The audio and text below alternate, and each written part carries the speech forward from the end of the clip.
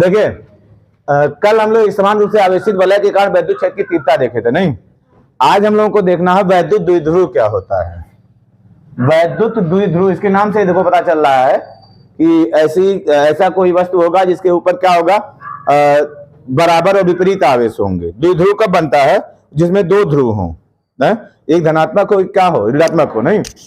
तो वैद्युत द्विध्रुव हमको देखना है, वैद्युत द्विध्रुव, द्विध्रुव ना, इसको बोलते हैं इलेक्ट्रिक डायपोल। इंग्लिश में बोला जाता है इलेक्ट्रिक डायपोल बोला जाता है ना, इलेक्ट्रिक डायपोल होता है वैद्युत द्विध्रुव। तो वैद्युत द्विध्रुव क्या होता है कि जब दो बराबर व विपरीत आवेश होते हैं, एक दूसरे से बहुत कम दूरी पे रखे होते हैं। बराबर होना चाहिए आवेश और क्या होना चाहिए, विपरीत होना चाहिए।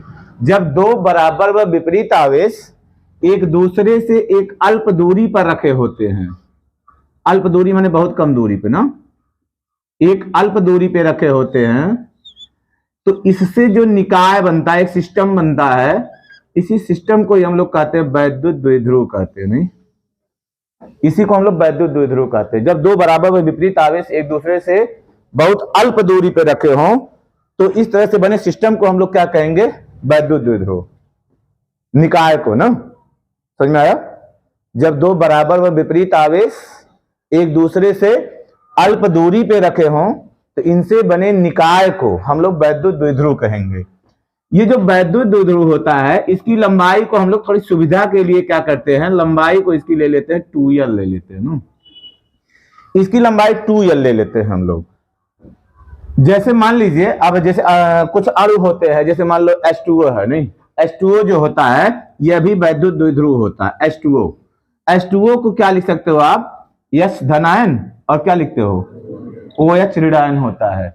जितना इस पे धन होगा उतना इस पे क्या होता है, ऋण होता है। इनके बीच की दूरी बहुत कम होती है। जब बहुत कम होती है तो ये क्या बनाएगा, द्विध्रुव बनाएगा ये ना। HCl होता है, HCl हाइड्रोक्लोरिक अम्ल है, तो ये क्या बनाएगा, ये धनायन बनाएगा और क्लोराइड आयन बनाएगा ना, ये भी क्या बनाएगा, एक द्विध्रुव बनाएगा। इस तरह के जितने भी अणु होते हैं जो आयनित हो जाते हैं, आयनित होने वाले अणु क्या होते हैं, वो द्विध्रुव का काम करते हैं। लेकिन मान लो आपको ऑक्सीजन दिया गया है ना, ऑक्सीजन है, अब ये क्या होता है, आयनिक अणु नहीं है ना। अब ये क्या करेगा, इसमें सहसंयोजक बंध बनता है ना, क्या बॉन्ड होता है, डबल बॉन्ड होता है ना, O डबल बॉन्ड O होता है। तो ये क्या होता है, ये ध्रुवित नहीं होता, इसमें देखो आयन नहीं आए हुए है ना, आवेशित नहीं है ये। इसलिए क्या है, यह सामान्य अवस्था में क्या होता है, द्विध्रुव का कार्य नहीं करता है, द्विध्रुव नहीं बनता है। लेकिन ये सब जो अणु होते हैं ये क्या करते हैं, द्विध्रुव का काम करते हैं। तो द्विध्रुव समझ में आया? बताओ चंचल, क्या होता है द्विध्रुव, क्या होता है?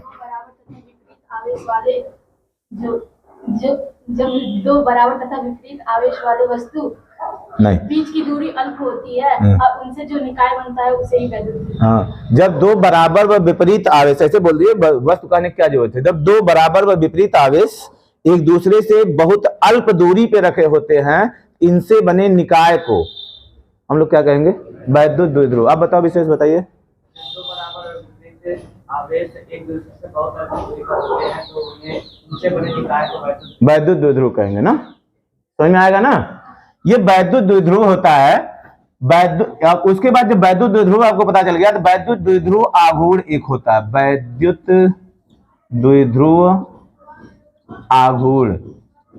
ये क्या होता है, जो बोर्ड परीक्षा होती है उसमें इसका डिफिनीशन आ सकता है, नहीं? वैद्युत द्विध्रुव आघूर्ण किसे कहते हैं ना, तो वैद्युत द्विध्रुव आघूर्ण क्या किसे कहते हैं हम लोग, जिन दो आवेशों से मिलकर के द्विध्रुव का निर्माण होता है। दो आवेश है ना, एक धनात्मक एक ऋणात्मक, जिन दो आवेशों से मिलकर के द्विध्रुव का निर्माण होता है, उनमें से एक आवेश, देखो द्विध्रुव आघूर्ण को हम लोग P अक्षर से शो करते हैं। जिन दो आवेशों से मिलकर द्विध्रुव का निर्माण होता है, उनमें से एक आवेश तथा उनके बीच की दूरी कितना है, 2l, उनके बीच की दूरी के गुणनफल को हम लोग क्या कहते हैं, वैद्युत द्विध्रुव आघूर्ण कहते हैं। रहेगा दिमाग में। जिन दो आवेशों से मिलकर के द्विध्रुव का निर्माण होता है, उनमें से एक आवेश का परिमाण कह दीजिए, माने आंकिक मान, उनमें से एक आवेश भी कह दीजिए, जिन दो आवेशों से मिल करके द्विध्रुव का निर्माण होता है, उनमें से एक आवेश तथा उनके बीच की दूरी के गुणनफल को हम लोग वैद्युत द्विध्रुव आघूर्ण कहते हैं। नहीं, चलो बताओ सुकृति, बताइए आप क्या होता है वैद्युत द्विध्रुव आघूर्ण, क्या होता है? दो आवेशों से मिलकर बिंदु का निर्माण होता है, उनमें से किसी एक आवेश के परिणामी तथा उनके बीच की दूरी के गुणनफल हाँ, वैद्युत द्विध्रुव कहते हैं ना, वैद्युत द्विध्रुव आघूर्ण कहते हैं। यह जो होता है एक सदिश राशि होता है। वैद्युत द्विध्रुव आघूर्ण क्या होगा? एक सदिश राशि होगा। इसकी जो दिशा होती है माइनस से प्लस की तरफ होती है। ये द्विध्रुव आघूर्ण की दिशा होती है ना, माइनस से प्लस की तरफ इसकी दिशा होगी। यह क्या होगा? एक सदिश राशि होगा। इसका मात्रक अगर आपसे पूछा जाएगा, मात्रक क्या हो जाएगा? Q का कितना होगा? AT। कैसे? Q बराबर IT होता है ना, IT होता है तो I का कितना होगा? A, और इसका कितना हो जाएगा? T। इसका हो जाएगा AT और L का कितना हो जाएगा? मीटर ना। मात्रक अच्छा लिख रहे थे पहले, देखो मात्रक क्या हो जाएगा? कूलाम, और क्या हो जाएगा? मीटर। कूलाम मीटर, इसका क्या हो जाएगा? मात्रक। इसका विमीय सूत्र क्या बन जाएगा? विमीय सूत्र हो जाएगा, विमीय सूत्र क्या होगा? Q का कितना होगा? AT, और ये लंबाई है ना, लंबाई का लेंथ होता है L, तो इसको बराबर हम लोग लिख देंगे LTA, नहीं LTA हो जाएगा। इसका विमीय सूत्र हो जाता है। दिशा समझ जाएंगे कहां से कहां होगा? माइनस से प्लस की तरफ होगा। नहीं तो ये आपका निकल जाता है वैद्युत द्विध्रुव निकल जाता है ना। यहां से कैसे कहेंगे? बंद करो। हाँ देखो, अब हमको देखना है वैद्युत द्विध्रुव के कारण वैद्युत क्षेत्र की तीव्रता निकालना। नहीं, अब देखो दो चीज आएगा आपको बोर्ड परीक्षा में 100% है, ये दोनों में से एक टू आता है। पूछेगा वैद्युत द्विध्रुव के कारण वैद्युत क्षेत्र की तीव्रता अथवा वैद्युत द्विध्रुव के कारण वैद्युत विभव ज्ञात करने के लिए आएगा। तो इन दोनों में से लगभग 100% आता है, हर साल एक टू पूछबा करता है। या तो वैद्युत क्षेत्र पूछेगा या तो वैद्युत विभव पूछेगा। जो वैद्युत क्षेत्र होता है वो द्विध्रुव के दो स्थितियों में हम लोग ज्ञात कर सकते हैं। एक होता है अक्षीय स्थिति और एक होता है निरक्षीय स्थिति। नहीं, अक्षीय स्थिति बात करोगे तो मार देंगे, बात मत करो। देखो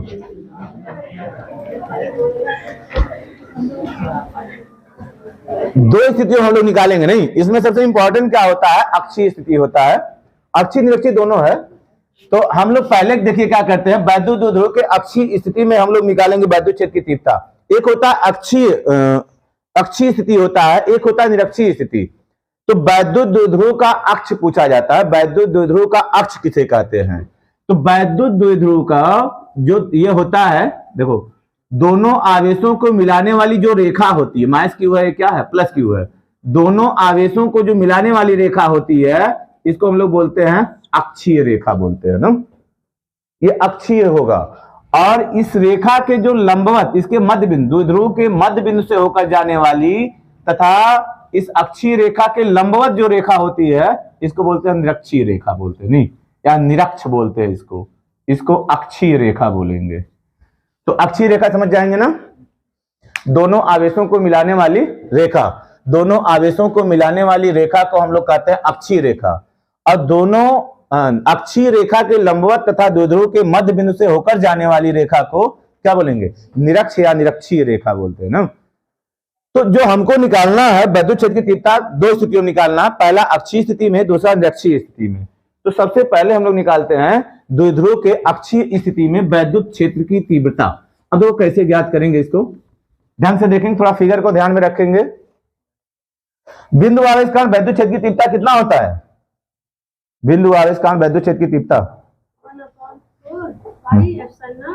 1/4 तो अब बतिया सुना तो एक फर्क से बोलो ना। चलो देखो, तो हमको क्या करना है? वैद्युत द्विध्रुव के कारण वैद्युत क्षेत्र की तीव्रता ज्ञात करना। वैद्युत द्विध्रुव के कारण वैद्युत क्षेत्र की तीव्रता, वैद्युत क्षेत्र की तीव्रता ज्ञात करना, तीव्रता ज्ञात करना, ज्ञात करना ना।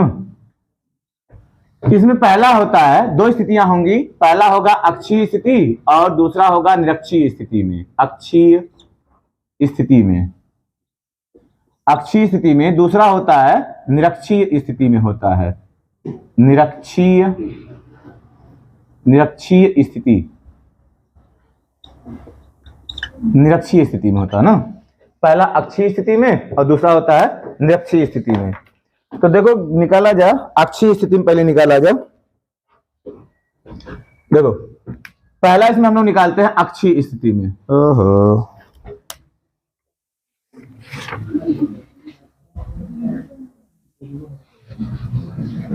देखो पहला हो जाएगा अक्षीय स्थिति में, अक्षीय स्थिति में, नहीं अक्षीय स्थिति में, अक्षीय स्थिति में क्या हो जाएगा, मान लीजिए यहाँ पे द्विध्रुव हम लोग बना रहे हैं, मान लीजिए द्विध्रुव है, थोड़ा सा ऐसे बना दे रहे हैं, ऐसा है, ये द्विध्रुव है,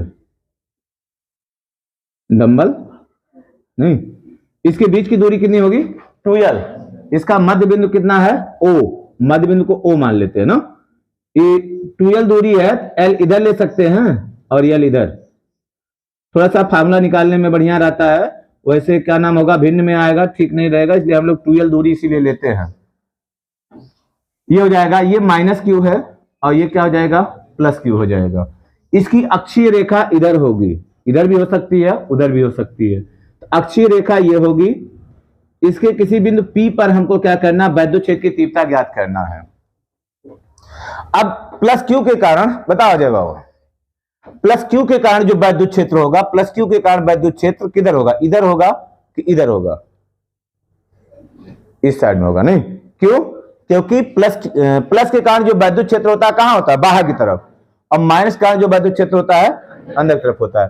तो इसके कारण जो वैद्युत क्षेत्र यहां पे होगा ये इधर को होगा E1, ये E1 हो जाएगा, और हम लोग क्या करेंगे, माइनस क्यू के कारण जो वैद्युत क्षेत्र यहां पे होगा किधर होगा, अंदर की तरफ होगा, नहीं ये इधर को होगा,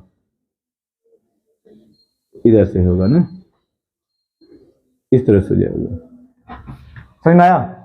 अब टू हम छोटा बनाया, टू बड़ा बनाया, नहीं क्यों, क्योंकि हाथ कांप रहा था, नहीं ऐसा बिल्कुल नहीं था, नहीं कि हाथ कांप रहा था छोटा बड़ा हो गया, जानबूझ के बनाए हैं। देखो ये इसके क्या है, जो प्लस है P के क्या है, करीब है, जब ये करीब है तो इसके कारण वैद्युत क्षेत्र क्या होगा, बड़ा होगा, यानी इसको बड़ा बनाए हैं।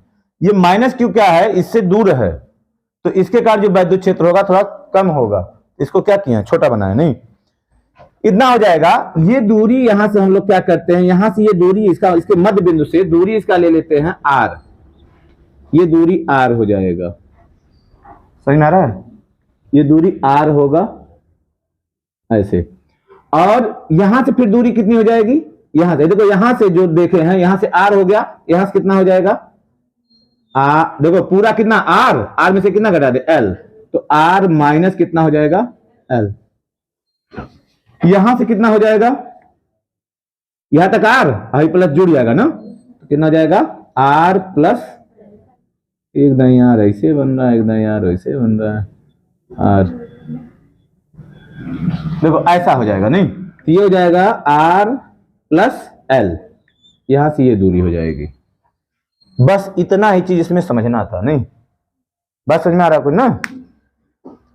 देखो ये प्लस क्यू है, प्लस क्यू के कारण वैद्युत क्षेत्र E1 इधर की तरफ, ये माइनस क्यू है, माइनस क्यू के कारण वैद्युत क्षेत्र इधर की तरफ ना, E2 हो जाएगा। ये यहां से इसकी दूरी हम लोग R लिए हैं, तो यहां से दूरी R माइनस कितना हो जाएगा L, यहां से R है तो यहां से कितना हो जाएगा R प्लस L हो जाएगा। इतने चीज हमको देखना था। अब हम लोग क्या करेंगे, प्लस क्यू के कारण, अब इसके बाद थोड़ा सा हमको आना माना लिखना रहेगा, नहीं तो आना माना एक चीज लिख देंगे, जो हम बता रहे हैं वही चीज को क्या करेंगे लिख देंगे। आना माना कभी भी जो मान लो लिखाया जाता है तो उसको आपको रटना नहीं रहता है, फिगर को देख करके फिगर के बारे में 2-4 लाइन आपको लिखना रहता है। तो पहले हम लोग क्या करेंगे, चित्रानुसार लिखेंगे, चित्र सुंदर सुंदर बनाइएगा। चित्रानुसार क्या हो जाएगा, चित्रानुसार, चित्रानुसार प्लस क्यू के कारण, प्लस क्यू के कारण क्यू के कारण प्लस क्यू के कारण पी पर वैद्युत क्षेत्र, पी पर किन्नो हम शरीफों की तरह रहेंगे, रहने नहीं देंगे कुल नहीं। हाँ मन इतना बढ़ा रहे हैं, इतना बढ़ा रहे हैं, लेकिन पी पर वैद्युत क्षेत्र देखो प्लस क्यू के कारण नहीं, प्लस क्यू के कारण पी पर वैद्युत क्षेत्र E1 बराबर कितना हो जाएगा? E1 बराबर कितना होगा? 1/4 pi epsilon not Q1 Q अपान कितना हो जाएगा? Q अपान आई वाला नहीं, ये वाली दूरी कितनी है? R minus L, R minus L का whole square, R minus L का होल स्क्वायर E1 हो जाएगा नहीं। ये किधर दिशा भी अगर आप चाहो तो इसको नाम लिख करके कुछ लिख दो, यहाँ पे नाम है रहने दो, मुझे हो जाएगा नहीं। चित्रानुसार लिख दिया मतलब E1 उधर तो है ही है नहीं।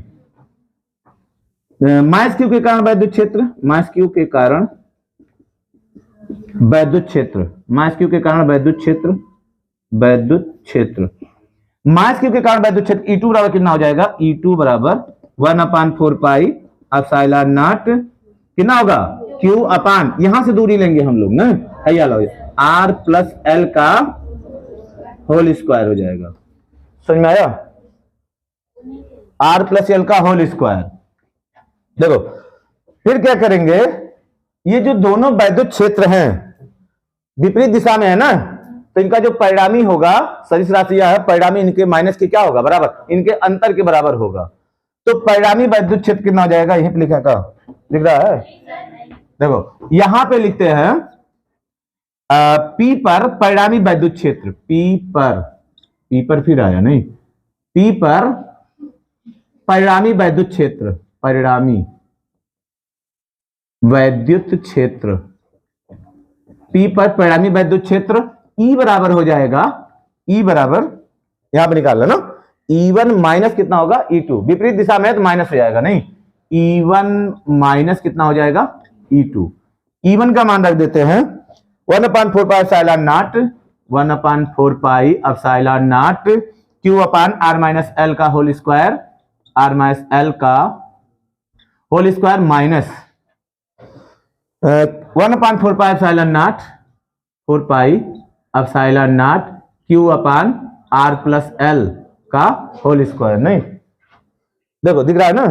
अच्छा ठीक है, बराबर क्या कॉमन हो जाएगा इसमें? Q upon 4 pi epsilon naught, Q upon 4 pi epsilon not, ये कॉमन हो जाएगा, बचेगा का 1 अपान R माइनस एल का होल स्क्वायर और माइनस 1 अपान R प्लस एल का होल स्क्वायर हो जाएगा, बराबर Q upon 4 pi epsilon not, यहां इसका मल्टीप्लाई यहां, इसका मल्टीप्लाई यहां कर दो, ये हो जाएगा R प्लस एल का होल स्क्वायर माइनस यहां चला जाएगा R माइनस एल का होल स्क्वायर बटे आई R माइनस एल का होल स्क्वायर और R प्लस एल का होल स्क्वायर। समझ में आया तक? बराबर बराबर हो जाएगा Q upon 4 pi epsilon not, ये देखो ए स्क्वायर माइनस बी स्क्वायर हो जाएगा, ए स्क्वायर माइनस बी स्क्वायर बराबर होता है एक कोष्टक में a प्लस बी और दूसरे कोष्टक में a माइनस बी, यानी इतना प्लस इतना, इतना माइनस इतना, ये हो जाएगा R प्लस एल, नहीं इतना इतना प्लस इतना प्लस R माइनस एल, एक कोष्टक में इतना प्लस इतना हो गया, दूसरे कोष्टक में इतना R प्लस एल माइनस, जब माइनस होगा तो माइनस R और माइनस माइनस क्या हो जाएगा? प्लस एल हो जाएगा, बटे कितना हो जाएगा? ये देखो a minus B a plus B, तो a स्क्वायर माने R square B square minus L square का होल स्क्वायर, ऐसा हो सकता है? नहीं हो सकता, दोनों वर्ग है ना, तो ये a minus B a plus B a square minus B square का होल स्क्वायर हो जाएगा। देखो यहां l से l क्या हो जाएगा? खल्लास, R से R नहीं, तो बराबर कितना बचेगा? I R to R L to L, ये हो जाएगा 1/4 पाई एप्सिलॉन नॉट, Q तो है ही है नहीं, Q रहने दो Q, अब यहां क्या हो गया? 2R 2r ना, और इंटू 2l हो गया, 2r इंटू 2l हो जाएगा ना, बट्टे कितना हो जाएगा, R square minus L square का होल स्क्वायर हो गया। हाई दोनों को साथ ले लो, बराबर 2r इंटू 2ql लिख सकते हैं, बटे हो जाएगा 4 pi epsilon not R square minus L square का होल स्क्वायर। बात समझ में आ रहा है ना। अब देखो 2ql बराबर क्या होगा, p, अभी देखो ना द्विध्रुव आघूर्ण क्या होता है, p बराबर 2ql अभी निकाले थे, तो ये बराबर हो जाएगा, इसको अब अलग अलग लिख देंगे, 1/4 pi epsilon not high p हो जाएगा, तो हो जाएगा 2pr हो जाएगा, बटे कितना हो जाएगा, R square minus L square का होल स्क्वायर। समझ में आ रहा है ना। अब देखो एक काम करेंगे, कुछ काम करते हैं यहाँ पे, नहीं देखो यहां पे काम करते हैं, समझ जाओगे ना, वहां से यहां आ रहे हैं ना, ये क्या निकल रहा है, वैद्युत क्षेत्र E निकल रहा है। अब देखो जो R है, जो R का मान है वो L की तुलना में बहुत अधिक है, बस समझ में आ रहा है, R बहुत अधिक है L की तुलना में, इसलिए हम लोग L को लगभग क्या करेंगे, नगण्य मान लेंगे, नहीं निगलेक्ट कर देंगे, लिखेंगे चूंकि R इज ग्रेटर L है, R जो है L से बहुत बड़ा है, जब बहुत बड़ा है इसलिए L लगभग हम लोग क्या ले लेंगे, 0, L लगभग ले लेंगे 0, जब L लगभग 0 ले लोगे इसलिए E बराबर हो जाएगा 1/4 पाई एप्सिलॉन नॉट 2pr बटे L का मान 0 हो गया तो R पावर कितना हो जाएगा, 4, R पावर, देखो L का मान कितना हो गया 0, तो है क्या हो जाएगा, वर्ग हो जाएगा ना, R पावर 4 हो जाएगा। मत दांत निकालो साधना, नहीं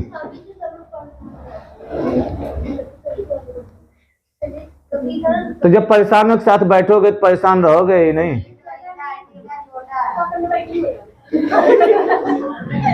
अच्छा रुक थोड़ा सा, देखो यहाँ एक R से, देखिए R पावर 4 है ना, यहाँ पे भाई R से R क्या हो जाएगा, कैंसिल हो जाएगा, एक तो बचेगा 1/4 पाई एप्सिलॉन नॉट 2p/r³, ये E का मान कुल निकलेगा, नहीं अक्षीय स्थिति में कुल वैद्युत क्षेत्र की तीव्रता ये निकलेगी। कुछ समझ में आया है, थोड़ा बहुत आया ना, हाँ तो थोड़ा बहुत आप रिवाइज मारोगे तो हो जाएगा, नहीं